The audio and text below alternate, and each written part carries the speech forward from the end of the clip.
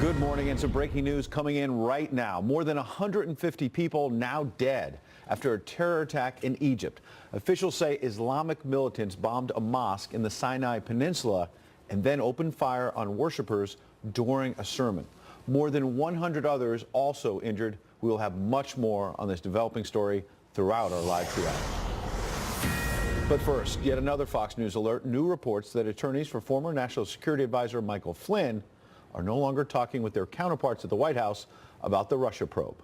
Good morning. I'm Ed Henry, in for Bell Hammer, live inside America's Newsroom. Hello, Ed. Good to see you. Thank you. And I'm Marthel Neville. Sandra Smith is off as well. This coming as Flynn and his business associates come under greater scrutiny by special counsel Robert Mueller and his team. Now, some see the sudden break as a sign that Flynn may now be cooperating with Mueller or negotiating some sort of plea deal. Phil Keating is live in West Palm Beach, where President Trump is spending the weekend. Phil, any reaction yet from the White House?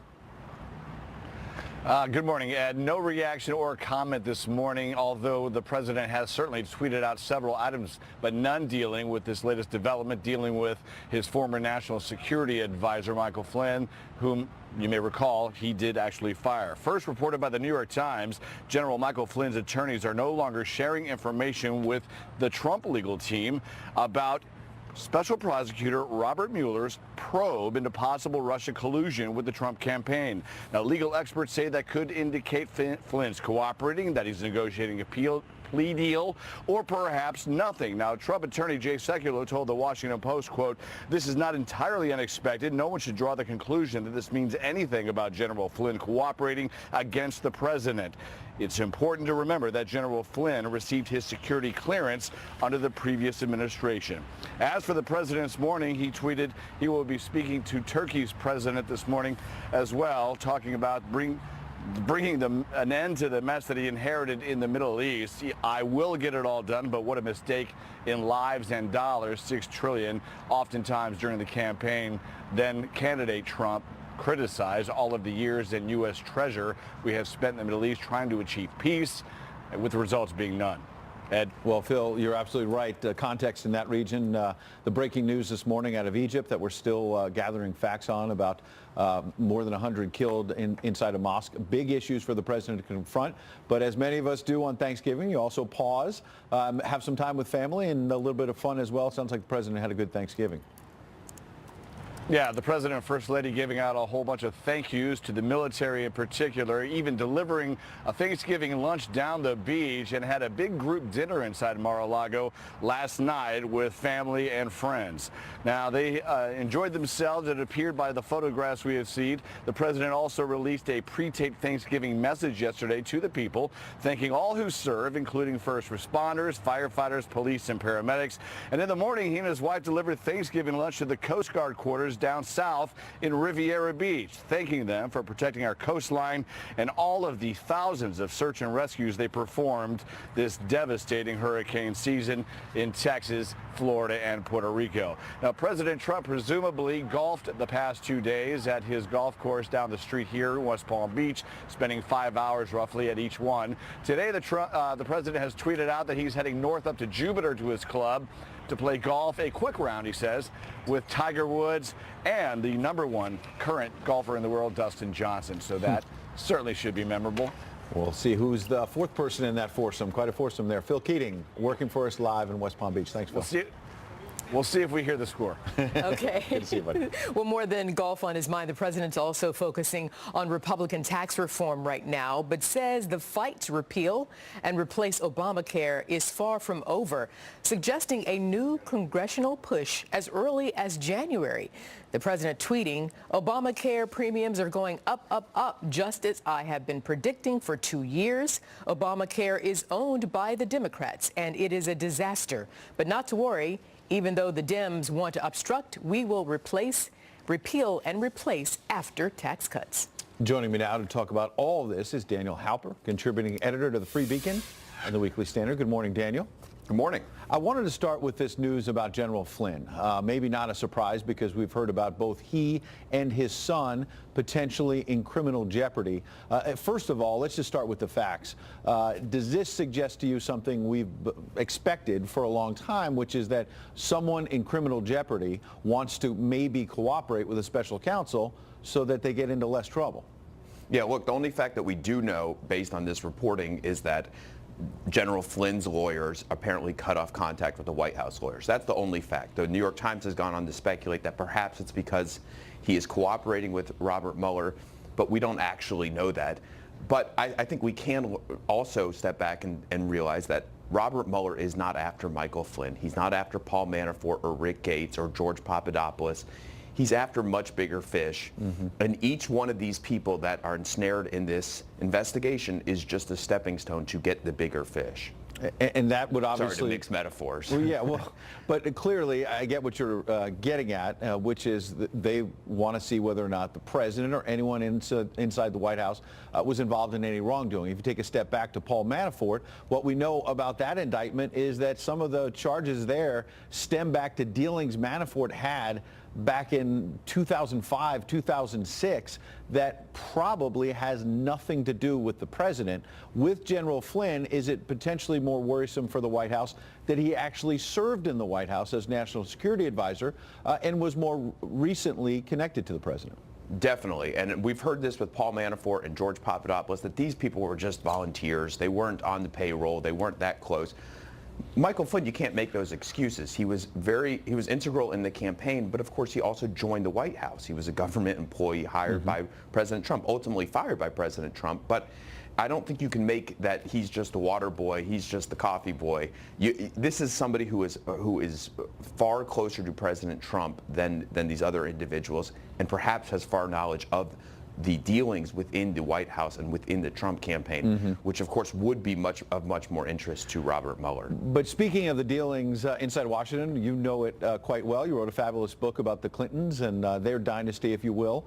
And I wonder, though, you know, anybody can say, I want to cooperate with a special counsel. I'm in trouble. I want to cooperate.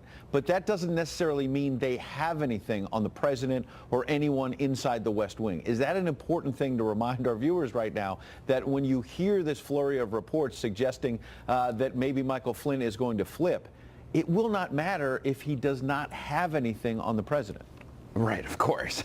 Of course. It doesn't matter if he doesn't know anything. It all depends on what he knows, and we don't really know what Robert Mueller is investigating right now. We have this idea that he is investigating supposed collusion between the Russians and the Trump campaign. Of course, there's no evidence for that we've seen, or there was limited evidence for that. But it's a little complicated because we don't know what tenets. We didn't know about the George Papadopoulos. We didn't know about certain things that come out. So we don't know what aspect. Perhaps he's gone into the financials. There's a lot that we just don't know. That's why I go back to what I first said, which is the thing that we do know is that the lawyers cut off contact. I don't know, make of that what you will. The New York Times suggests that perhaps he's cooperating. We'll see, basically. Right, and the New York Times itself is noting that people can enter into negotiations to cooperate with a special counsel or a prosecutor in a more normal investigation, not a special counsel one, and those talks could fall apart, and then that person could still be in criminal jeopardy without getting off the hook at all. Exactly, and the reason, of course, that why the lawyers would cut off contact, it would be considered unethical for them to be double dealing while he's dealing with the feds and dealing with with President Trump's own lawyers. So that's where the speculation comes in. But it is mainly speculation. This reminds me of Donald Rumsfeld about the known unknowns. There's a lot we still don't know in this investigation. Thanks for digging in on it this morning to give us the facts. Daniel Halper, appreciate it. Happy Black Friday. Thank you. New developments on that missing submarine from Argentina. The country's Navy now reporting that there was an explosion around the time and place where they last heard from their missing submarine. 44 crew members were on board, and now their loved ones are losing hope. Benjamin Hall is following this story live in London now. Benjamin, what more do we know on these new developments? Yeah, well, a shattering development, that is for sure. And experts say it is highly unlikely that anyone is going to be found alive on board that submarine. Not only because of the explosion, and I'll get to that in a moment, but also because it is 9 days in and oxygen will most likely have run out. News of that explosion on the ARA San Juan broke yesterday. The sound was actually picked up by an international organization that listens out for illegal nuclear tests, and they heard it on the day the submarine went missing. And it was in fact the US that informed Argentina about this development yesterday. But despite this, the search continues, with more than a dozen international airplanes and ships participating. That initial search area covered over 185,000 square miles, an area larger than California. But now, just in the last day, that search area has been reduced dramatically as they try to pinpoint the location of that one explosion. Arthur? And Benjamin, what do we know about the Argentinians on board? Well, 44, as you say, including the only female submariner in the Argentine Navy. But we have seen video from on board the submarine now, which took place in 2014, and that was just after the submarine went through a refit that saw it cut in half to be updated. And some family members of the sailors have said that their loved ones complained about the state of the 215-foot vessel, which was built back in 1983. And family members have also acted very angrily after it emerged that there had been a long delay before anyone was even told about the disappearance. And that's because of military protocol that says they have to wait 48 hours before starting search efforts for any submarines lost at sea. And on top of this, the sea depth there is very, very deep. It's where the continental shelf drops off from half a mile to 3 miles, so it may be a while till they find that sub. So, such a tragic story. Benjamin Hall there in London, thank you so much. Meanwhile, breaking overnight, a suspect now under arrest after a police officer is shot and killed during a traffic stop on Thanksgiving. We'll have those details straight ahead. Plus, a developing story overseas. Nearly 200 people now dead after terrorists storm a mosque in Egypt. We'll have the latest on that story. And back here at home, Senator Al Franken apologizing again, but refusing to resign as sexual harassment scandals continue to dominate lawmakers in both parties on Capitol Hill. Our political panel. One of Texas's finest gunned down in the line of duty on Thanksgiving. Authorities say 41-year-old State Trooper Damon Allen was killed during a traffic stop near Fairfield, that's south of Dallas. He died at the scene. The suspect was thankfully captured last night. Allen leaves behind a wife and 3 children. Department of Public Safety, troopers, rangers, all are very professional individuals. They're going to investigate this to its fullest extent. Once the investigation is complete, then it'll all be turned over to the local district attorney. But right now, the main focus is taking care of the scene, taking care of the family. The suspect now identified as 32-year-old Dabrit Black of Lindale, Texas. New fallout from the sexual harassment scandal that has rocked Capitol Hill. Democratic Senator Al Franken apologizing again, but still refusing to step down as 2 more women come forward accusing him of inappropriate touching.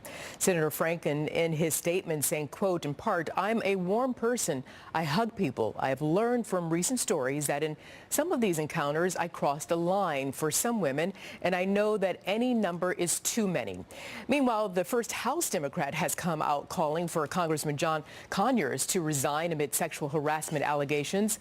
Conyers paid a settlement to one accuser, 2 members of Conyers' party saying he should step down from his post as ranking Democrat on the Judiciary panel. Meanwhile, Republican Congressman Joe Barton of Texas apologizing after an explicit photo and video leaked. But there are questions over whether Barton was the victim of, quote, revenge porn. Juan Williams is here. He's a Fox News political analyst and co-host of The Five. And Patrick Griffin, a former media consultant to 4 Republican presidential campaigns. Nice to have you both. An unfortunate conversation we're going to have here, but here we go. And for the record, I'll say that any unwanted sexual advances, physical, verbal, or via email or social media, is unacceptable, period.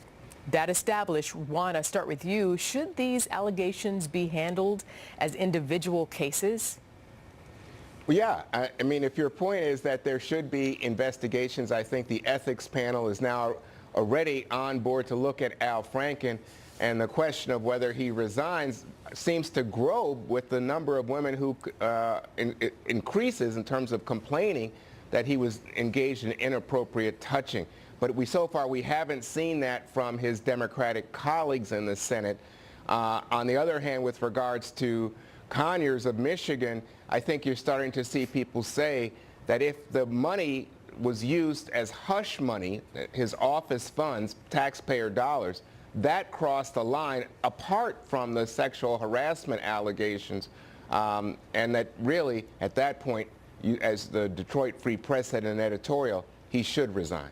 You know, in Patrick, you heard Juan lay out some of the specifics in the individual cases. Listen, when the pendulum stops, where do you think Congress will or should sit regarding guidelines for punishment, and what happens in the interim? Well, one way or another, Congress is going to have to wake up and do something about this. Look, the stuff that's in place in Congress has been all about protecting the offenders, not the victims, and that's unacceptable. In Hollywood and in Congress, this has been the worst kept secret for a long, long time. This didn't just start with these guys. This has gone on for a long time, and on Capitol Hill, I think many members know these stories. They've heard them before. The Conyers stories are as old as the Hills. So all of these things have begun to sort of take these people who have had these experiences and allow them to come forward for the first time. We got to figure out how to make boorish, brutish, ridiculous behavior not just unacceptable, but also not allowing members to double down, particularly with taxpayers' money, where the taxpayers are funding this bad behavior, covering up and settling. This is unacceptable, and I think what we've started to see more than anything else is that victims have begun to feel empowered and that they're prepared to do something about this once and for all. Congress better wake up, because this is going to be the subject of many a re-election campaign. Well, speaking not just of Roy that, Moore, but also when they go back.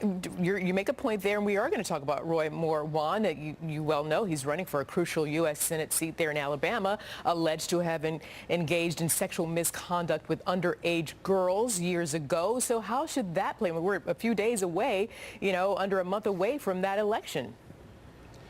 Arthel, this is a really interesting one, because obviously President Trump has come out this week and said that he backs Roy Moore, and I think it was kind of a disjuncture, a little bit of a shock to the system, because what we've seen is the Republican Party, in terms of funding Roy Moore, pull away the funding for his campaign, and we've seen Mitch McConnell, the Senate Majority Leader, say he believes the women. But Steve Bannon, who has been leading sort of an anti-establishment fight on among Republicans, and now President Trump have said, well, you know what, we don't know about these women, but they don't want a liberal Democrat holding the seat. I think for a lot of people, it's like, wait a second, especially for the evangelical community in the South and in Alabama, to say, oh, it's okay, we should ignore that kind of behavior because of politics. I think that might go a step too far, but it's interesting because President Trump also has some exposure here, and he came out and looks like now he's supporting Roy Moore. Juan, thank you. Patrick, I'm up against a hard break. Give you 30 seconds. Last word. Look, at the end of the day, Roy Moore is a particularly egregious case. This is not just unwanted touching or advancement on a young woman. It is, if in fact these charges are true, pedophilia. That's a whole different category of fish. It's not good, and I think the voters in Alabama and around this country are going to weigh in heavily on this. I like it in their hands, not in the president's or anywhere else. We leave it there. Patrick Griffin, Juan Williams, and we're back with Black Friday after a short break. You like that music, Ed Henry, you know you do. You're just bopping over here. I can't help it. So listen, the calendar says November, but it surely does feel like summer in some parts of the U.S. A heat wave hitting the Southwest, sending temperatures soaring over the Thanksgiving weekend in SoCal and Phoenix, Arizona. Yeah, some people even hitting the beach yesterday. They were surfing. Hey. I don't know. The National Weather Service warning people that temperatures will still be well above normal today for much of the West. Shoppers, on your mark. The annual battle for your business has begun. This shopping season, the competition between brick and mortar stores, of course, and e-commerce sites getting more intense. Jeff Locke, live in Chicago, where the malls are open early today. I can tell you, he is not surfing. I saw him earlier. It's maybe not as cold as it normally is in Chicago this time of year, Jeff, but it still looks a little bit chilly, and we're going to be seeing some protests again, as I understand. Sadly, I believe the weatherman who said it was going to be in the 50s, and it's not in the 50s yet, I can tell you, but you're absolutely right. I'm actually in the Water Tower Park. That's the Water Tower Place shopping mall back there, and this is where protesters, you know, it's a little bit of a Black Friday tradition over the last couple of years in Chicago. Black Lives Matter protesters coming out to try and block access to these stores and protest what they see as bad treatment by Chicago police. 2 years ago, they actually succeeded in shutting down many of these stores on Black Friday. They tried it again last year, didn't go quite as well. We'll see how big that gets this year, but that, you know, Black Friday is a big tradition of shopping, but it's becoming a tradition here in Chicago to try and shut the shopping down. Yeah, and Jeff, on the other hand, you've got the president on Twitter the last couple of days talking up a very strong stock market and an improving economy. And I pick up the Wall Street Journal this morning and see it sounds like yesterday not a lot of people were talking to their families. A lot of people were on their smartphones getting an early start on the shopping.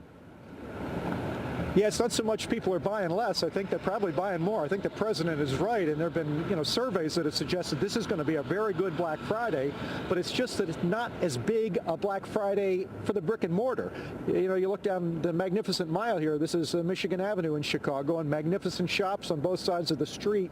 It's not exactly thronged with people, but every indication is these people are still buying, maybe just, as you point out, on the phone or on the computer, whichever way, but not so much by foot. Wow, you're right. I mean, look down Michigan Avenue, there's not a ton of people like you would expect on Black Friday. I've seen it a lot worse, absolutely. Right. Yeah, I think you're right. Jeff Locke, we'll check in with you throughout the day. Thank you. More than 1 month after the Las Vegas shooting rampage, police are now releasing new information about what they found inside the shooter's hotel suite. But are they any closer to learning a motive? We'll have the details next. Plus, we're following a breaking situation in the Mideast. A deadly mosque attack claiming the lives of nearly 200 people. Also, President Trump taking time to thank the troops on Thanksgiving while praising them and his team for their new strategy to combat terror. We opened it up. We said, go ahead. We're going to fight to win. We're not fighting anymore to just walk around. We're fighting to win. And you people are really, you've turned it around over the last 3 to 4 months like nobody's seen. A motive or why he stopped shooting when he did. 58 people died in the concert attack back in October. Horrifying story there, and another one as well. A new terror attack overseas. Egypt's news agency reports at least 85 people killed after militants opened fire on a mosque in the Sinai Peninsula and also set off a bomb. Dozens of others reported injured. We're still getting details. Let's bring in Waleed Faris, Fox News national security and foreign policy expert. Good to see you, Waleed. Thank you, Ed. Difficult circumstances, but who better to ask about this than you? We have limited information, but when you hear about Islamic militants going into a mosque, killing a lot of people, and then going outside and opening fire, as I understand, in the middle of a sermon, this sounds like a horrific scene. It's not just a horrific scene. By the way, the numbers, as far as I understand, are much higher. It's above 150, maybe more than that. We don't know. But what is happening is that this could be a turning point to have jihadists, as far as the Egyptian authorities and other Arab authorities are saying, attacking a mosque, massacring the worshippers, and not just 1 or 2 individuals. The mosque was surrounded by 4x4 cars with machine guns. So this is a military terrorist operation. Now the big question is why, and why against this mosque? Basically, there is a fight going on now in Egypt and in the Arab world between the moderates on the one hand and those jihadists, and this is one of the most important benchmarks I have seen so far. Another important benchmark in terms of the fight against ISIS. President Trump yesterday talking to U.S. troops serving all around the world, giving them this Thanksgiving message. Listen. We're really winning. We know how to win.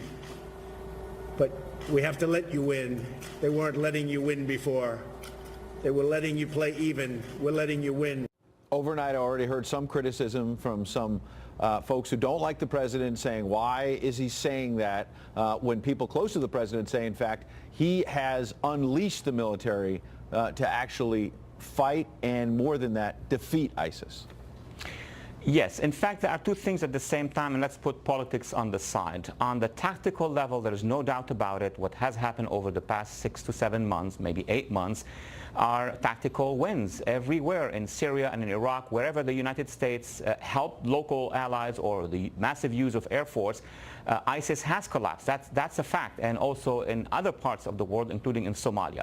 The big question is about what happened after ISIS is defeated. The problem that some critics are raising is that ISIS is replaced now by pro-Iranian militias in Iraq, pro-Assad militias and pro-Hezbollah militias. So it is a win on a tactical level.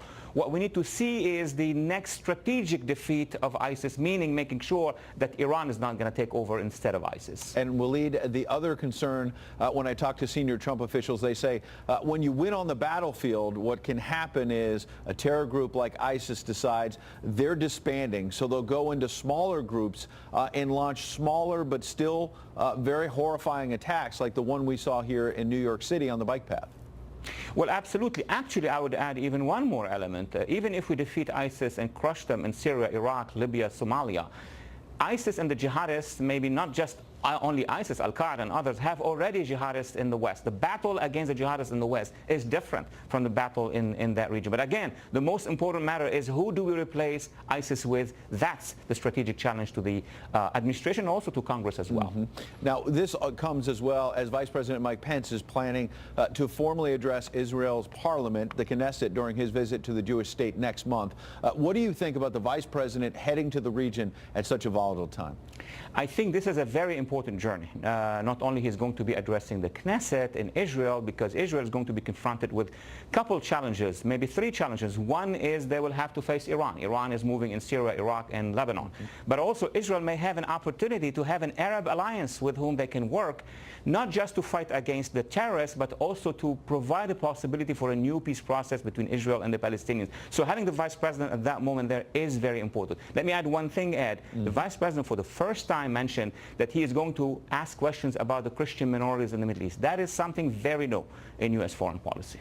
Last question, Waleed. I wonder if the Vice President's trip can help lay the groundwork, as you say, for at least an effort at Mideast peace. We've heard a lot from the President, high expectations with his son-in-law Jared Kushner leading the effort. As we head into the new year, this is obviously a very volatile time in the Mideast. What do you think are the prospects, the real prospects for peace?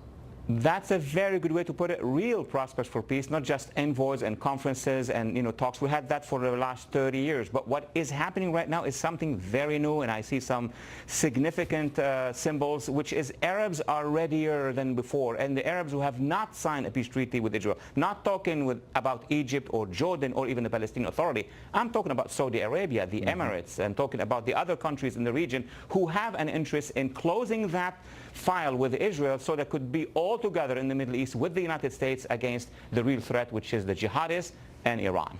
Waleed Faris bringing us some important information, a very difficult time in the Mideast. We hope you and your family had a wonderful Thanksgiving, sir. Same to you, sir. Okay, good to see you. Thanksgiving football not without its controversy as New York Giants defensive end Oliver Vernon kneeling during last night's national anthem prior to kickoff. Many taking notice, including the president unleashing this comment on Twitter. Can you believe that the disrespect for our country, our flag, our anthem continues without penalties? To the players, the commissioner has lost control of the hemorrhaging league. Players are the boss. And former quarterback Colin Kaepernick back in the news, participating in Thanksgiving Day on Alcatraz Island, an event that commemorates the 19-month occupation of the island by Native American activists from 1969 to 1971. Meanwhile, breaking news on the search for the 3 missing U.S. sailors in the Pacific. We are live from the Pentagon with the latest. Also, President Trump saying Republicans must follow through on their years-long promise to repeal and replace Obamacare. But the president's slamming of the law comes as it sees a sharp increase in people signing up. Obamacare is a disaster. It's a wreck. It's a train wreck. And it's only getting worse.